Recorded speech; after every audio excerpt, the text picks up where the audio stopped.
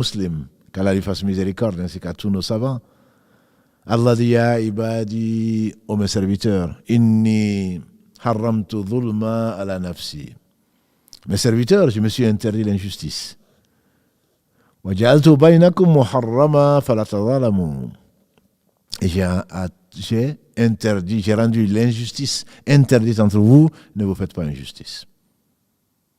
Et donc les musulmans qui étaient injustes, et Allah sait que ça existe, ces époux injustes, ces pères injustes, ces mères injustes, ces enfants peut-être injustes, alors ils vont payer.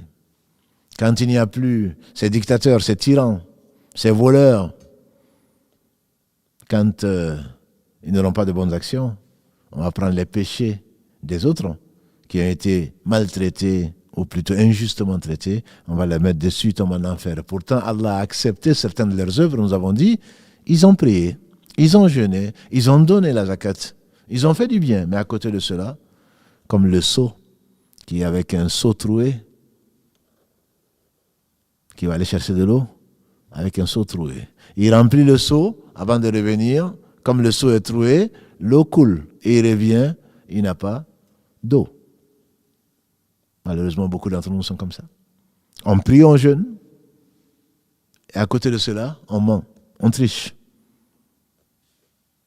On n'est pas bon on n'a pas de bon comportement. Et celui qui n'a pas de bon comportement, il risque de payer, notamment avec les parents. Et ça, on en parlera, Inch'Allah, le samedi. Et donc le pauvre, c'est celui qui viendra au jour du jugement dernier avec beaucoup de prières, beaucoup de jeûnes, beaucoup de bonnes actions, et il ne passera pas le pont. Il sera attiré vers le fond, qu'Allah nous préserve, même s'il en sortira, Inch'Allah. Il en sortira, Inch'Allah, quand il aura brûlé. Quand il aura brûlé, cramé,